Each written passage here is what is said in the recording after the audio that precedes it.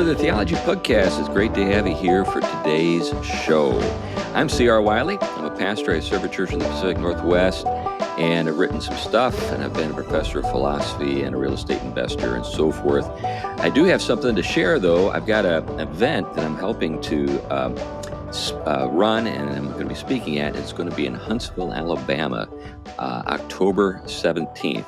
It's the Apostle Paul's School of Tent Making, or something like that. So if you're a pastor and you have an interest in learning a little bit more about what tent making actually is from the Apostle Paul's point of view and how that might be helpful in a range of ways in the pastoral ministry, there'll be a link in the show notes and you can sign up for that. And you don't even have to be a pastor to be part of it, but it is originally, designed to address pastors, but anybody that's maybe interested in a side gig that could develop into a livelihood is welcome. Anyway, enough about me. How about you, Tom?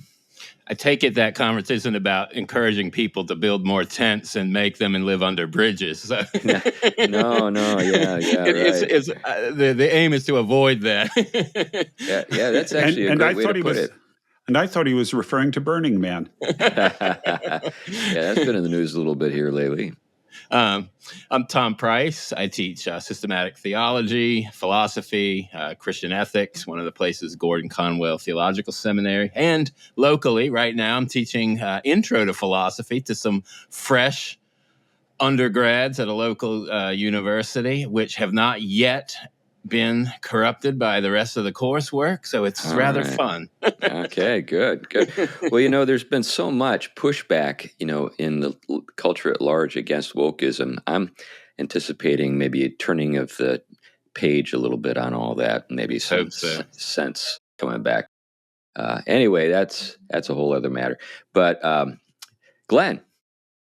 I'm Glenn Sunshine. I am a senior fellow at the Colson Center for Christian Worldview, ministry associate at Reflections Ministries. I've got my own 501c3 called Every Square Inch Ministries. I'm a freelance speaker, writer, a whole bunch of other things that I'm having trouble keeping up with. Yeah, that's right. Yeah, it's a busy time. For all of us, but fun too. Anyway, today is my day. We don't have a guest today. We've had a number of interviews here recently, and we're looking forward to another one in just a few weeks with Patrick Deneen, the author of Why Liberalism Failed and Regime Change. And in light of that, Pat's a friend of mine. We haven't seen each other for a long time. It's been like 5 years, but he's coming on the show at the end of the month. And in light of that, I thought, well, let's see what he's up to. He's actually a contributor to the Post-Liberal Order, which is a Substack, on Substack, obviously. And he posted something here just the other day entitled In Defense of Order, Part 1. And he makes some observations that I think are really kind of noteworthy, things to keep in mind, and that is when we think about conservatives, one of the people that, for people who are informed about sort of the, scholarship in the 20th century and sort of leading lights when it comes to the recovery of conservatism, Russell Kirk is right at the top, and he wrote. On the subject of order. In fact, the title of a book that he wrote was The Roots of American Order, which was published in 1974. Let me go ahead and read the opening paragraphs of Pat's treatment. By the way, Pat teaches at Notre Dame. He's a political philosopher, and his book, that I already noted, Why Liberalism Failed, was a huge runaway hit. It was a bestseller. It was actually blurbed by Obama. Knowing Pat, I don't think he shied away from that, but at the same time, he's not an Obama supporter. But anyway, so let me. This is actually from an address he gave at ISI, the Institute for Intercollegiate Studies. Is it or no? Let me see. ISI, Intercollegiate Studies Institute. Yes, Intercollegiate Studies Institute. That's it. I thought that's not an S. Anyway, which is an important organization that works with college faculty and students and sponsors summer retreats and summer internships and brings in top-level scholars from all over the United States and beyond to lecture. And so Pat was there to lecture, and this is how his lecture began. Let me begin by noting a remarkable fact that we are devoting this week to the theme of Russell Kirk's book, The Roots of American Order. The book was published in 1974, shortly before the political ascendancy of modern conservatism with the election of Ronald Reagan in 1980. While that vindication of Kirk's long efforts lay some years in the future, the book appeared in the wake of the establishment of a number of what were to become legacy conservative institutions. Given the minor focus on order among those institutions, Kirk's book was already out of tune in that expanding ecosystem of what was becoming establishment conservatism. Then, as now, the emphasis of institutional conservatism was upon liberty or freedom, two words often used interchangeably, especially individual and economic liberty or freedom. For all the claims of defending the variety of viewpoints that arise from a market society, these institutions are remarkably homogeneous, indeed, essentially indistinguishable in their unstinting invocations of the central value of liberty, while remarkably silent when it comes to a commendation of order. Kirk's book was, in a sense, already out of fashion from the moment it was published. Then he goes into a list of purpose statements by different, what he calls establishment or legacy conservative institutions. There's the Heritage Foundation, and here's how the Heritage Foundation describes itself or defines itself: free enterprise, limited government, individual freedom, traditional American values, and a strong national defense. These are the values that we fight for every single day. Yeah, and they do. I've been impressed with them over the years. Then the American Enterprise Institute, quote, a public policy think tank dedicated to defending human dignity, expanding human potential, and building a free world. Next, Cato Institute, which, no surprise, would put the stress on liberty. The vision of the Cato Institute is to create free, open, and civil societies founded on libertarian principles. And obviously, libertarians would lead with liberty.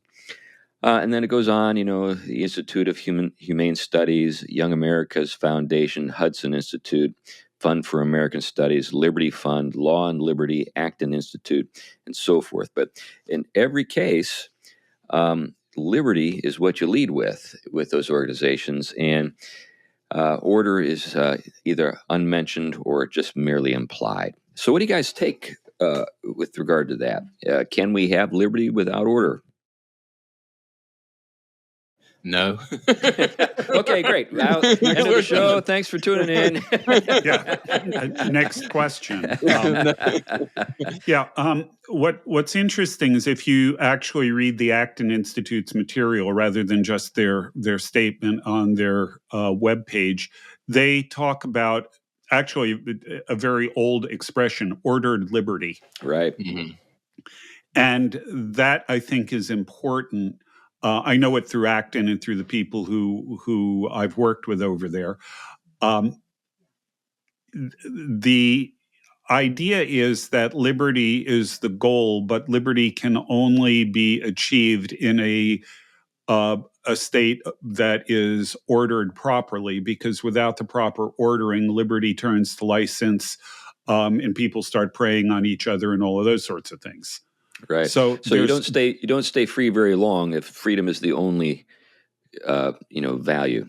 Right. And when we're talking about liberty, again, this is something we've talked about I don't know how many times, but liberty and freedom are not the same concept exactly.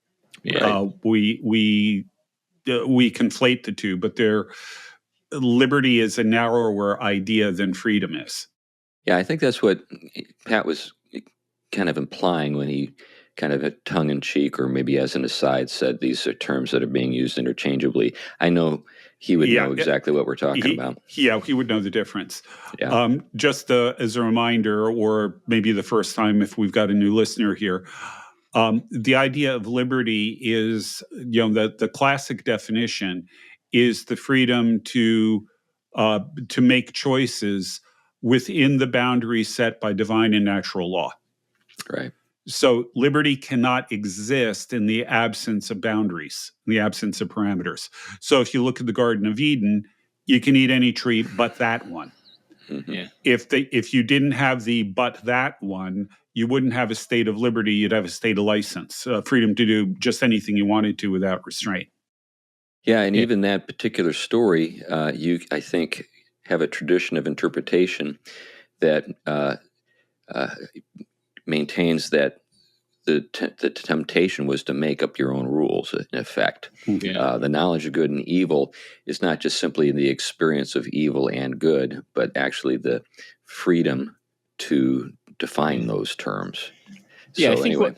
I think what knowing from what I've read of Deneen and others committed to similar work, and I share a lot of those assumptions and criticisms of certain variants of libertarianism and certain views of conservatism and liberalism, even certain views of classic liberalism. What do I mean? If we kind of go into my territory with metaphysics, let's put it this way. What classical understandings of human freedom were grounded in, especially Western civilization and Christianity's contribution, was the fact that we have natures, human nature, and then we are able to enact that nature in various ways. That's what choosing is about. It's taking, enacting our nature this way rather than that way.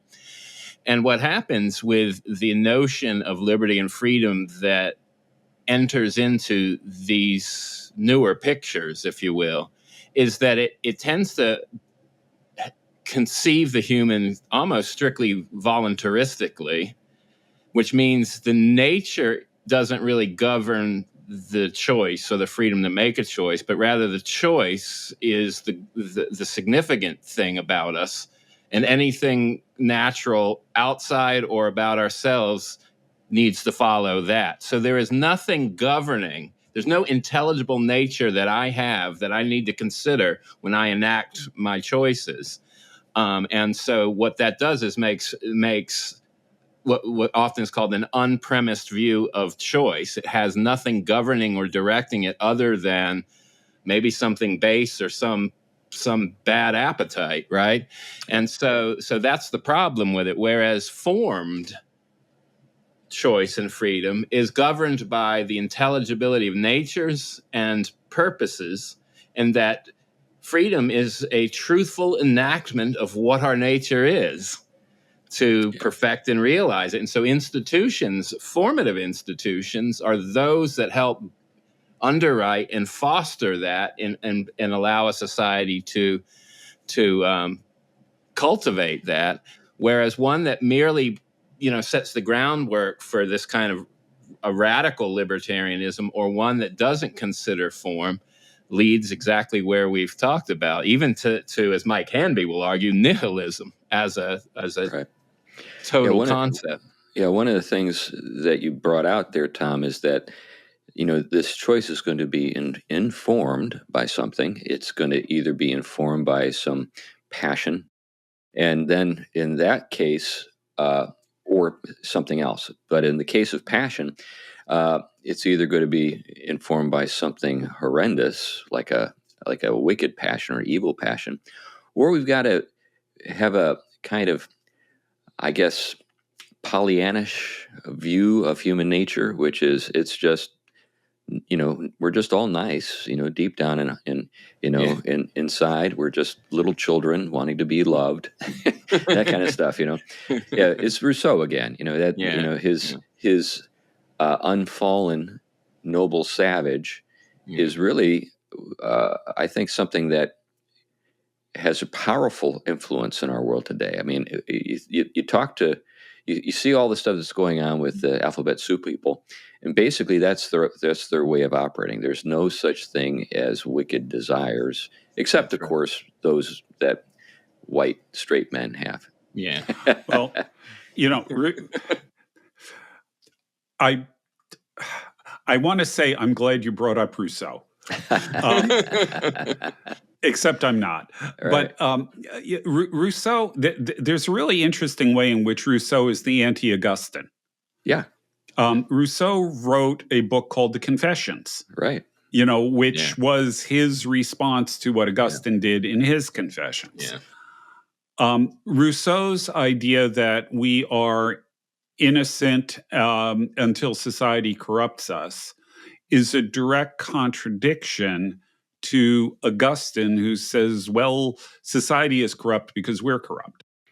Yeah, and society also has an important role in restraining us. Right. So it may not be able to perfect us, but at least it can keep us from getting as bad as we could be. Right. Well, and the key thing with Augustine is, in this regard, is Augustinian psychology, which is something I wish we would recover. Yeah. Augustine's core idea is that our choices are conditioned by what he calls the weight of our love. Mm-hmm. Yeah. We, our desires are at the root of our will, which means that if we do take libertarian free will, our corrupt desires will inevitably lead us to make corrupt choices. Right. Yeah. And so what ends up happening is, of our own free will, we may choose anything other than God because we will never accept God on God's own terms. Yeah. Mm-hmm. And it isn't until God intervenes and changes our hearts that we will, by our free will, respond to him. So in this way, Augustine preserves free will on the one hand, but also predestination, because he doesn't understand will as being this free-floating thing untied to our desires. Yeah. Yeah. Stepping back from this a little bit, and as you think about why conservative institutions, and I know people who are connected with a number of these institutions, they would not agree in agreement with everything we've said. It's not as though they're against order. They understand how important order is for liberty. But, they're trying to make a case for conservatism in an environment that's not willing to listen very closely and is sort of stubbornly hostile to the essential core convictions that we're getting at right now. So that it's almost as though you got to lead with liberty. I mean, if you're going up against the libertines, and it's not entirely evident yet just how bad things can get under their sort of control. There's a paradox: the control of the libertines. That's what we live with right now. Then the thing you start with is where you think you're most likely to get the best reception. Let's put the stress on liberty. Let's put the accent there. We all know that order is super significant, right? But those folks out there don't know. And if we lead with that, they won't even give us any time to make our case. So do you think I'm onto something with that, or am I being too sympathetic? Well, I think that definitely the catering tends towards somehow expressing conservatism so that it will be palatable, but I think one of the things Deneen does, at least from the stuff I remember reading, is he kind of taps in the territory no one likes to tap. And what I mean by that is he likes to go to those places that basically show that a lot of the verbal agreements versus underpinning commitments are different. And so a lot of conservatism, in its attempt to accommodate itself or make itself palatable, actually carries along with it a lot of the assumptions that it in otherwise would or should reject. And in doing so, they actually make a hybrid, a form of conservatism that really is underwritten by philosophical and metaphysical assumptions that later on do it in. And so it will not have the capacity to do what proper form and institutions and orientation of our actions should do. Now, the flip side is with the let's say the left-leaning or the liberal or the libertarian, with their strong emphasis on freedom, Deneen will also note is that on one hand, they want that freedom to be to break out of any kind of rigid forms that kind of hamper certain things that we should, as choosing agents, be able to pick.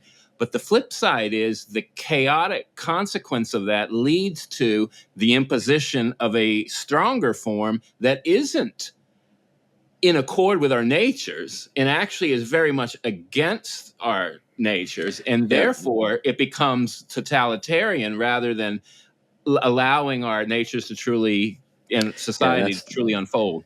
That's the big paradox. This is something that the classic philosophers noted. That this this sort of progression, ultimately, in pursuit of an unformed freedom, leads to the worst kind of totalitarianism or tyranny. They wouldn't have used the term totalitarianism, but the tyranny in our time, it's worse. In other words, totalitarianism. I was just reading James Burnham's book, the Revolt. The Managerial Revolt, which was published in 1941, and in that, he's making the observation that totalitarianism is something that maybe people like Genghis Khan wish they could have pulled off, but they didn't have the facility to do so. They didn't have the technology to do so, and now we do. But that's 1941. He was noting that. So what we see kind of developing is this libertine edge of our society is the means by which, or paradoxically, the means by which totalitarianism is seeping into our world. Anyway, go ahead, Glenn. I'm going to bring us back to Rousseau. Okay. Okay. Rousseau does something in his books that is really sleazy on the one hand, but is very instructive on the other. He redefines the word freedom. And for Rousseau, he says that freedom is submission to the general will. Right. In other words, it doesn't have anything really to do with the individual or the individual's desires. Freedom is submission to the general will. Now, this is a definition of freedom that nobody really buys. Yeah. Except he defines it and then spends the rest of his treatise talking about freedom.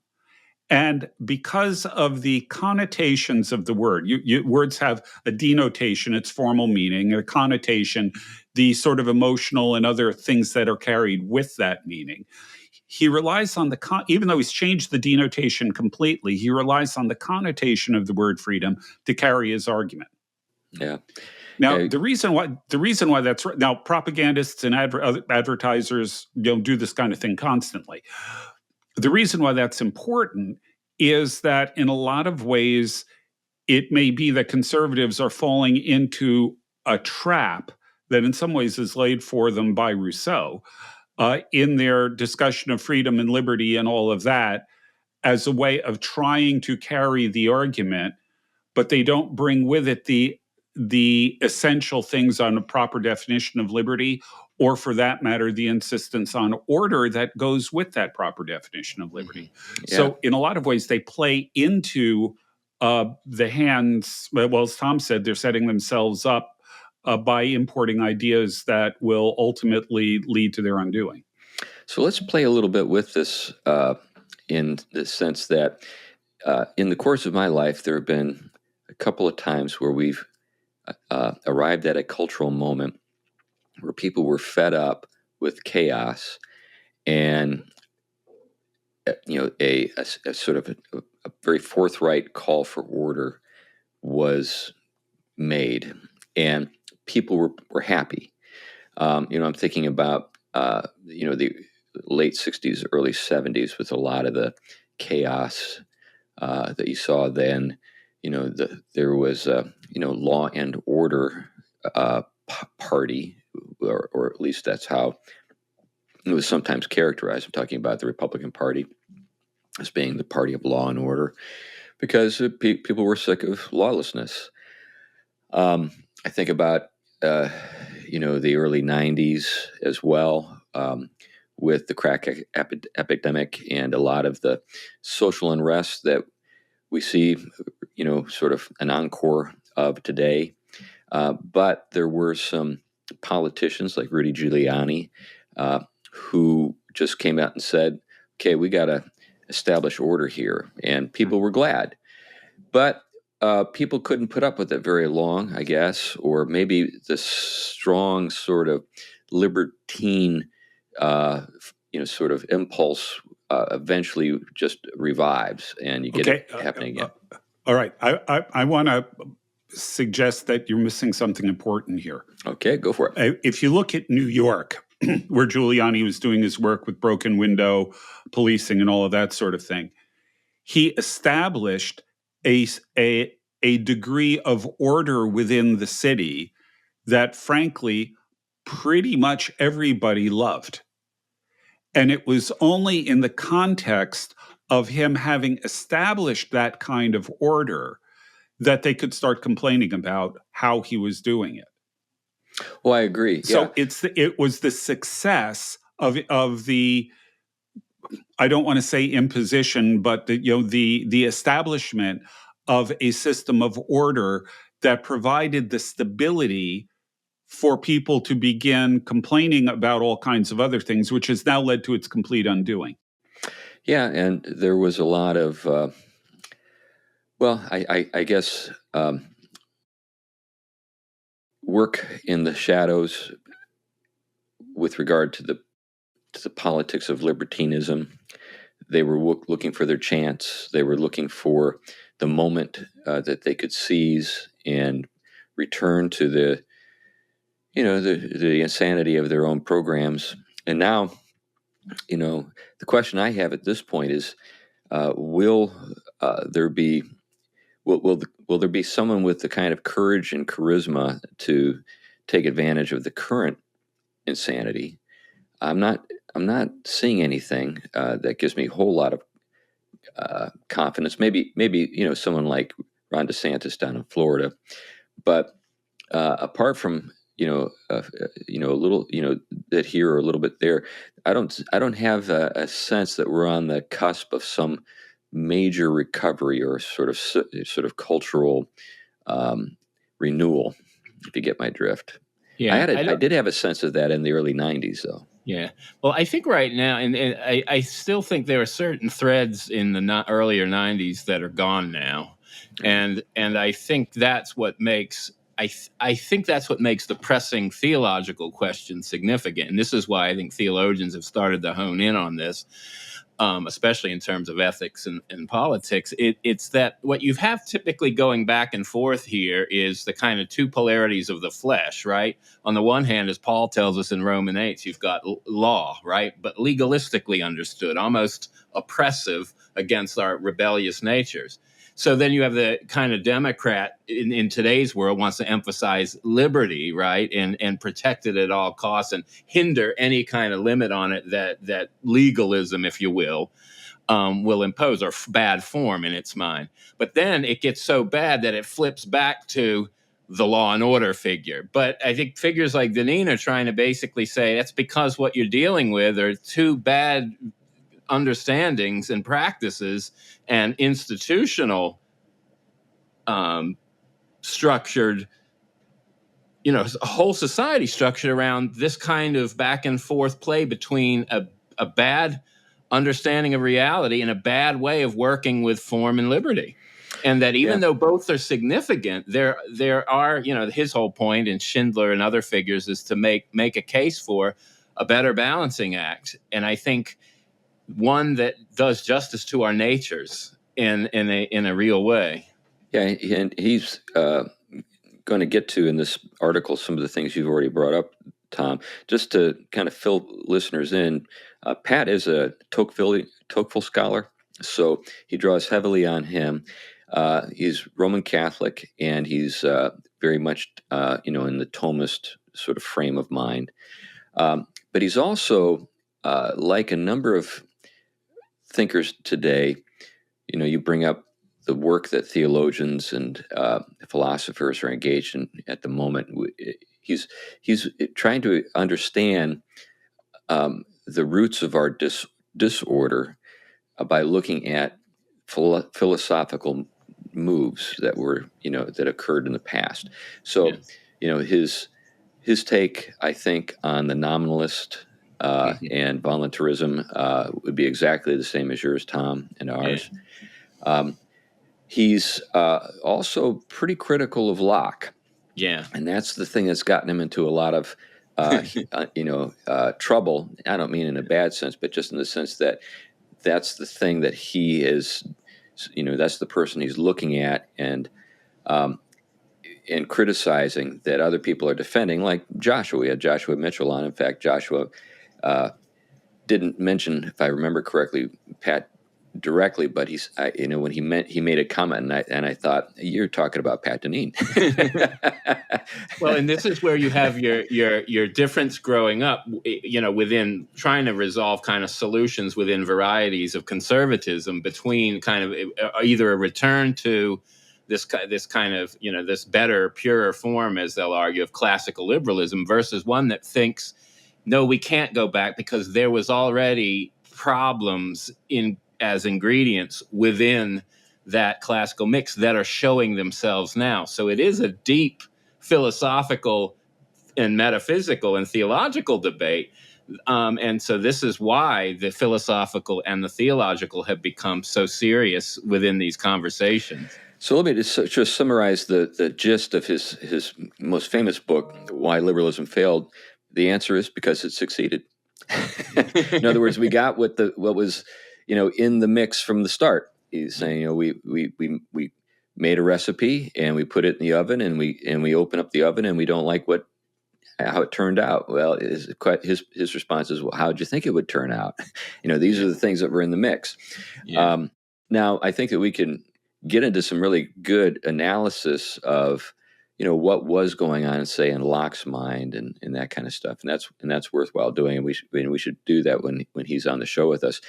But I can tell you're itching. Maybe to we could get something. Locke on the show. Since we want to know what was going on. I can tell you're itching to say something, though, Glenn. Well, yeah. I think a lot depends on what you're looking at in Locke. There are certain things where Locke is completely off the rails. Yeah. But there are certain elements of it that I would argue, as I did in Slaying Leviathan, that I would argue that he actually successfully synthesizes a lot of Christian political theology that had come before him. Whereas before, a number of these areas, unalienable rights, covenant theories of government, resistance theory, were sort of separate categories. He's the one who figured out a way, with some predecessors, but he's the one who figures out a way to really unite them. Yeah. And in that sense, I think Locke did a great job. Right. There are other things I would have to say that are his notion of the human being, especially the kind that could lead to a certain kind of strong emphasis on the individual and freedom in a kind of voluntaristic or kind of atomized way. And whether he's guilty, I'm not a Locke scholar. I mean, I've read enough, again, to find problematic some things and interesting others. But I think that's where their point of contention sits. I don't think they would say, I think every contribution was bad. I think most would be committed to certain views of things post-Locke. Yeah. Well, I'd like to go ahead, Glenn. Another quick direction, though, that we'd moved off of, whether there's a turning point happening. Yeah. This week, and it'll be old news by the time the show comes out, but this week, Adams, mayor of New York, has come out and basically said, New York can't take any more immigrants. It's going to destroy the city, but there's no end in sight. Yeah. Now, this is the guy who ran on a platform of making New York a sanctuary city. Right.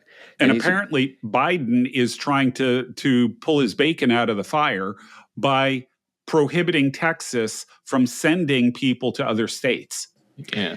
Yeah. So we're going to keep the problem in Texas. We're not going to let it hit these Democratic strongholds.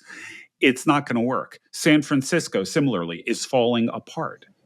Yeah, the thing is there's a lot of ruin in the ruin of a country. Now, I can't remember that, but I think it's Burke.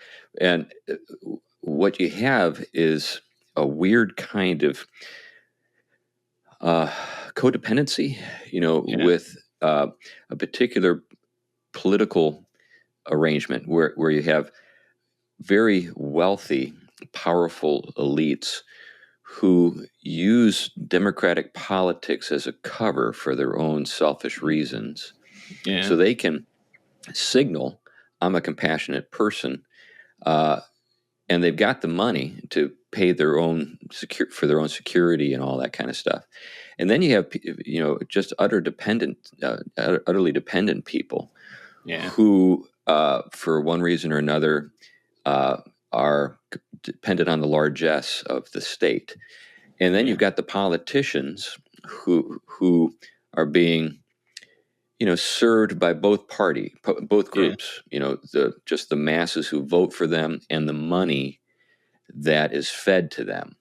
And so this provides a tremendous cover, and a lot of folks have just given up. I mean, they're just moving away. The middle class has just died out in some of these places. Right. But the question is whether those who have no choice or whatever, who have to stay, whether there's going to be some sort of backlash. Well, I agree. I don't know what that will look like, but it seems like it's going to have to happen.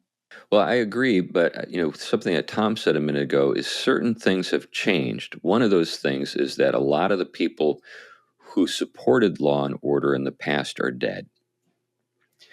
In other words, we don't have a large group of World War II vets voting anymore. And I think that, one of the things I know from ethical discussions in the theological world is I think there has also been first of all, this is kind of common criticism of kind of traditionalist evangelicals or Protestants for that matter. They don't typically have a unified voice on anything. They have very fragmented schools and positions, but a lot of times the place where the church could speak and Christians could speak, especially around the issue of immigration in society, we basically let the better, more compassionate way of dealing with things get drowned out and just keep taking punches when we say, this kind of immigration policy, it isn't compassionate. It isn't good for anybody. It's not good for the people that are being flooded here, ripped from their families and homelands where they prefer to be. And it is causing all kinds of harm to them. They become vulnerable, open to trafficking, drugs. There isn't a lot of employment opportunities. So it's a horrific tragedy. Well, getting back to my comment about there being a whole lot of ruin. Yeah. Haiti has been a basket case for 200 years. Yeah. And you could say, well, they've never learned. Well, there are a lot of forces in play that prevent the tiny minority of sane people from actually winning. So, and the situation that we face in the United States, in my mind, is tipping that way. Now, there are places where there's still a strong kind of common sense realism, but not in San Francisco, not in New York City. Would you like to know how to set up a privatized banking system that will help you separate from the mainstream banking juggernaut and avoid subjecting your hard-earned money to the whims of Wall Street? Join a growing community of like-minded individuals and business owners who leverage these privatized banking systems to use the same money in more than one place at the same time, while also enjoying tax-free growth and a plan for multi-generational wealth building. To find out more, contact today's sponsor, Private Family Banking Partners, at protectyourmoneynow.net. That's protectyourmoneynow.net, where you can download their free ebook or set up a free 30-minute consultation. See the show notes for additional information. I do want to get to this question of what are we talking about with regard to order. Glenn and you have both done a good job of speaking to it. But I want to quote Pat here and show how he's dealing with it. So he goes to he says, according to the indispensable online etymological dictionary. I admit I've gone there many times. The word order originated from a few root concepts, one with some remarkable or rather remarkable connotations and related ideas. So from the Latin, nominative ordo, row, line, rank, series, pattern, arrangement, routine. Originally as, quote, a row of threads in a loom. That's fascinating. From the Proto-Italic orden, row, order, source also of ordere, to begin to weave. Then he goes on to note that the words ordain and ordination also are derived from this root. So the word order, as it's expressed through ordain and ordination, quote, a body of persons living under a religious discipline, end of quote. The verb order, from ordren, originally meant, quote, to give commands for or to, instruct authoritatively, end of quote, as well as to, quote, command to be made, done, or issued, end of quote. All of these meanings accord with the core conservative understanding that the human domain ought rightly to be a reflection of the order of creation itself. So there is, as you noted, Tom, a order already present. Yeah. And that what we're talking about here is not one group of humans imposing their own ideas about what order should be on another group, as much as it is acknowledging the order that already exists before any of us showed up. And the way that, I mean, when we talk about metaphysics of creation, the way Christians understand it in that order, think of just Genesis and the laying out of these things, be fruitful, multiply. They're all so interconnected, the nature of the family with it being the principal context for the procreative and the nurturing and the carrying it out and the responsibilities of generations, right? Well, what you have there is when that is enacted in accord with the created design and purposes, the living it out in that order is basically the way in which creation is porous to those aspects of divine sourcing and giving that allow it to flourish and move it towards its perfection and even supernatural end, which fulfills it, if you will. So when you break that porousness of the created is it's eclipsed. It's turned in on itself. It's not drying off. If you just think of a plant being able to see the sun the right way versus not, right? It starts to wither, die, disease, and the same thing happens with society and social institutions and anything else for that matter.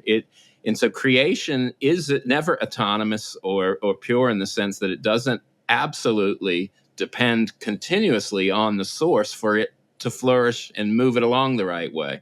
And order, understood the right way, and society ordered the right way, and as Glenn mentioned before, and loves, right, related to all that the right way, is the flourishing and the salvific context. Anything short of that is a problematic, and it's it may be again what we would say is we have to tolerate it while it's not in its perfect form, but we still should be pressing things to flourish.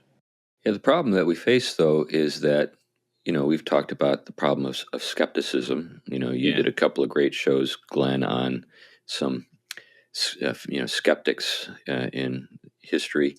And when we don't trust our authorities, who are, trying to convey to us the nature of the ordered reality we find ourselves in, we just kind of write it all off as so you're just trying to protect your own interests. You're just you're not really telling us the way things are. You're telling us the way things are if, when they are in your interest. And so because that deep skeptical distrust is so present at the moment, it's almost invincible, if you get my drift. I mean, people are damaging themselves in the name of this liberty. In other words, it goes that far. People are willing to mutilate their own bodies because they can't reconcile themselves to the fact that there is an order. Yeah, it's worth noting that in Genesis 1:2, it says, after God created heaven and the earth was formless and empty. And then the rest of the creation narrative, the first 3 days, God is forming the creation, and then the second 3 days, he's filling it. Okay, so he's solving the two problems of it being formless and empty. When you reject order, what you are fundamentally trying to do is to return the earth to its formless shape. Right. You are fundamentally attacking the very nature of creation. Yeah. Philip Reef, that's where he ends up, in all of his work, The Triumph of the Therapeutic, and his other books. That's where he takes us. He takes you back to the spirit over the waters, and we imagine ourselves to be that spirit now. And we believe that we can kind of divide the waters and make what we please. And because basically that formlessness and void is just simply sheer potentiality, right? Undifferentiated being, If we could get back to that in our fallen states, that makes us very happy because it makes us gods over it, right? To give it the form and the fashion. That's why it's what Henri Blocher used to always say, is this is why you have this kind of chaotic move towards the primal and the chaotic in all these mystery religions and sexual cults, because they think that is where the kind of energy source is that drives life, where we basically become the determiners of everything. And so you constantly see it, whether it's in cult or politics.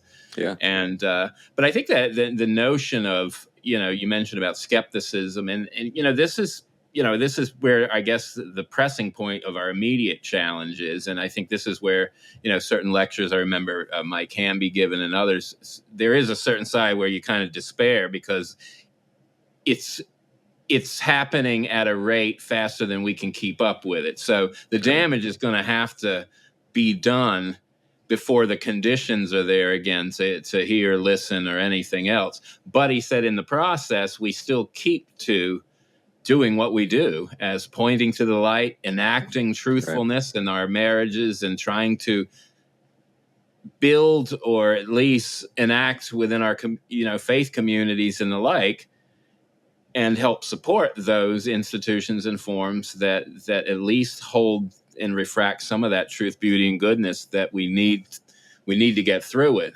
Yeah, I mean, I see this all the time. I mean, you'll find people who maybe grew up in a very disordered Christian home, where perhaps some manipulative people were pursuing their own, fallen desires, or allowing those to govern them, and so doing oppress everybody around them. And they would often be the first to appeal to the authority of Scripture for, parental authority and that kind of thing. And what ends up happening is you get these kids, who've grown up in an environment like that, and they hear the Scriptures, and they can't trust. They can't trust because of what has occurred. Now, it used to be that let me put it this way: there have always been bad fathers. I mean, it's not like bad fathers were invented 100 years ago or something like that. There have always been tyrannical men. There have always been good men, but there's always been an understanding, I think, or at least a prevalent enough way of thinking, that you separated the larger order from the particular situation you found yourself in. You say, well, the reason why I can call him a bad father is because he's not actually reflecting the fatherhood of God. So when it comes to how do we address a situation where the skepticism is just so ubiquitous, outside the church, inside the church, one of the things that you see a lot of the winsome crowd try is, well, we're just not even going to talk about order anymore. We're just going to talk about love and freedom and self-actualization, that kind of stuff. But see, right there. I mean, there's this. This is that point. I have this little article that I've been kind of working on, where relating to that whole notion of negative world. Right, the church finds itself in negative world, but long before it became negative, evangelical religion, became ugly. And its ugliness was because it was basically not imaging forth God in the world and beauty and all the riches it's been given, but it's basically become a worse form of secularism and popular culture and everything else. It's simply ugly.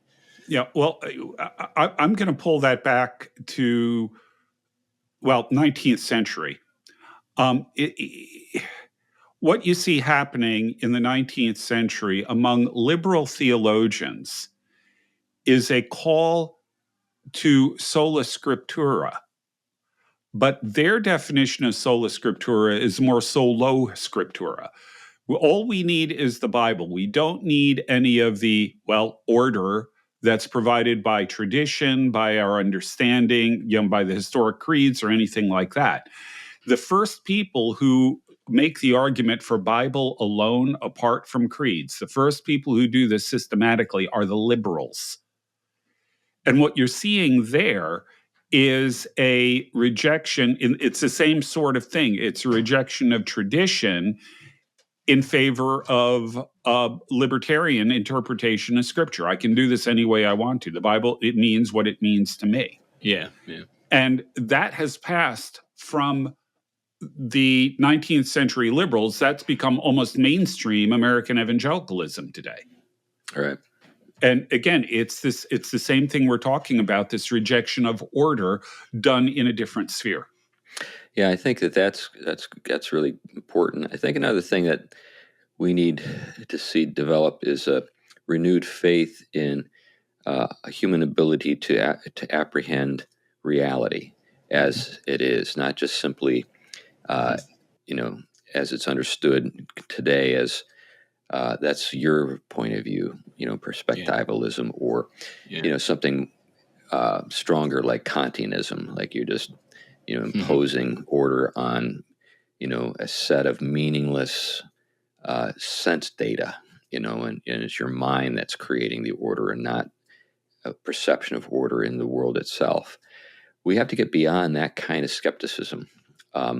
I had a discouraging conversation with a very intelligent and connected lawyer yesterday, and in the course of the conversation, we were talking about Logos, and I had assumed that he had a classic understanding of Logos, but as the conversation unfolded, I came to see that it was actually a much more modern way of thinking about it.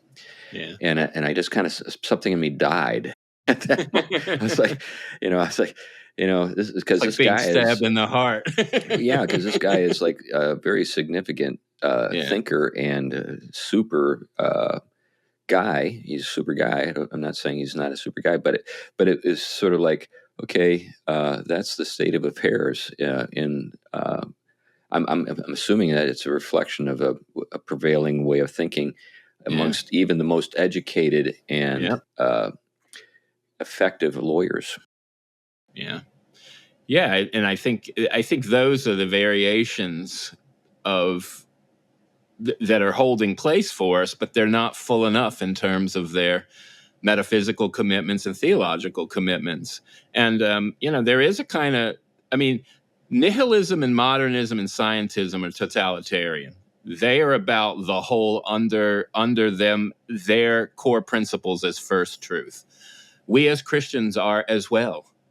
The question is, what first truth is the one that actually is true, set first, but secondly, allows the true metaphysic of creation to not move towards the chaotic and the void and the destructive and the anti-civilizational, nor to become fascist or totalitarian in unhealthy ways, but actually the perfection of natures that are already inclined in directions as creatures towards which we can begin to read and understand and learn and gain intelligibility of and orient ourselves towards. We just don't want to listen to it. And that's another big issue. That's the Augustinian point. We're recalcitrant rebels. Yeah. Well, in terms of the recovery, I'm reading right now. I'm working my way through 2 Chronicles, and I've come to Hezekiah's story, and the revival that occurs under Hezekiah is sudden. And the narrator notes how sudden it was. Mm-hmm. And one of the things you get when you read, 1st and 2nd Kings, 1st and 2nd Chronicles, 1st and 2nd Samuel, is there are these little indicators every once in a while that just sort of like open up a window, and you see it was a lot worse than I thought. Mm-hmm. References to male prostitutes in Jerusalem, and that finally they're being addressed, and punished, that kind of thing. It's like, okay, well, how long had that been going on? Well, you'll notice when in every revival in Israel up to Josiah, the very last one, all the high places were left. Yeah, they were never complete. Yeah. And then, of course, Hezekiah is almost too little too late for all of his good, points. He's only 2 or 3 kings from the end, the Babylonian captivity. And that's the thing I fear is this, the too little too late, and how long these things can go on. I mean, so like Hezekiah reinstitutes the Passover. What are you telling me that in the lifetimes of all these people that had never been celebrated? Yes, that's what's being said.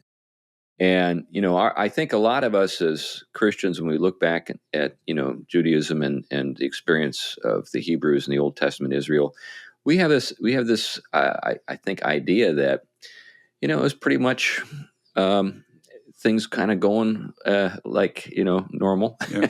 We assume that just because Moses gave the law, people followed it. Yeah. Think about that the next time you're driving on a highway and look at the speed limit signs. or you get these references to, oh, and by the way, we found this book, buried under some stuff in the temple. Yeah. What is it? It's the law. Yeah. How long have you been going without it? That's the thing that occurs to you. Yeah. But you never told. It's just like everybody knows that this had been neglected for a long time. But, for us as readers today, we don't know that. Yeah, and I guess the thing that's encouraging is just how quick that was, that recovery.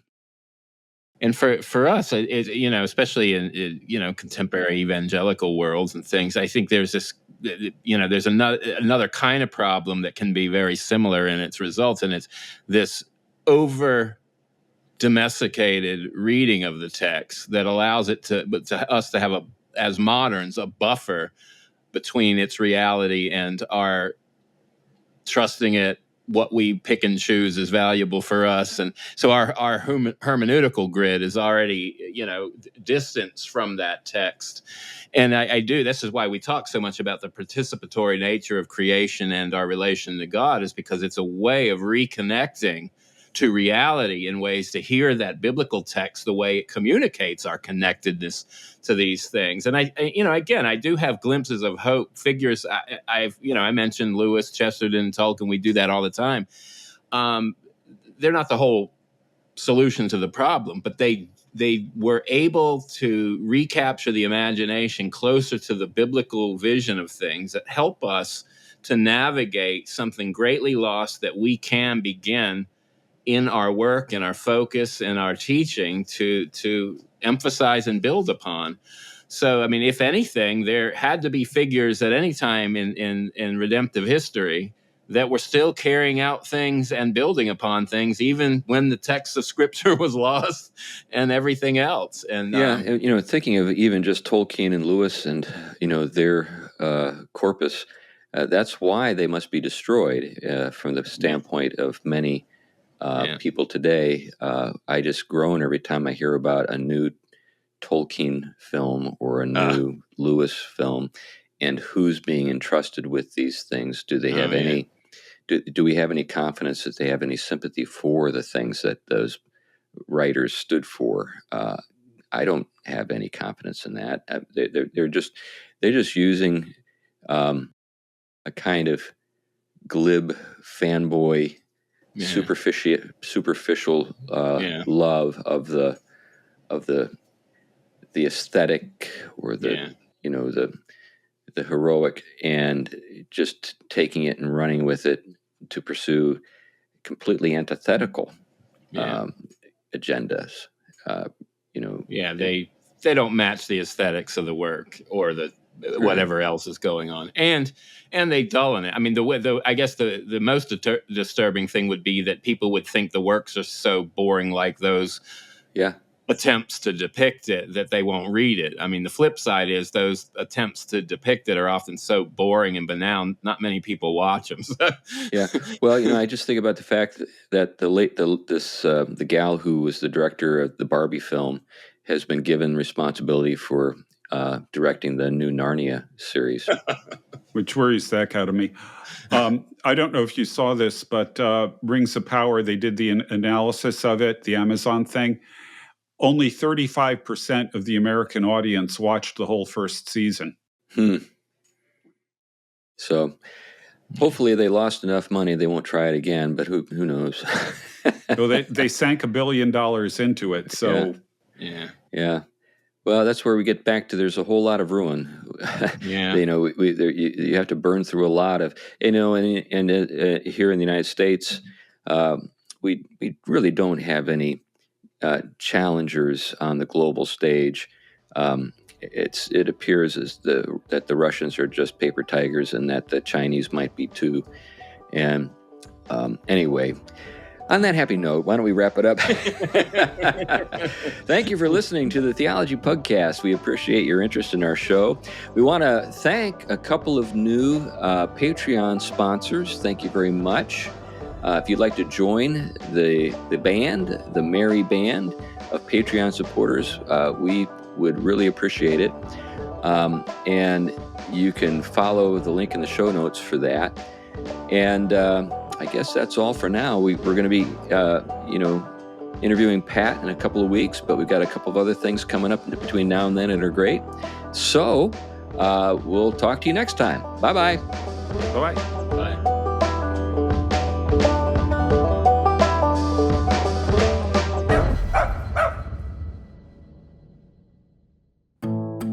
The Theology Pugcast is a ministry of Trinity Reformed Church in Huntsville, Alabama.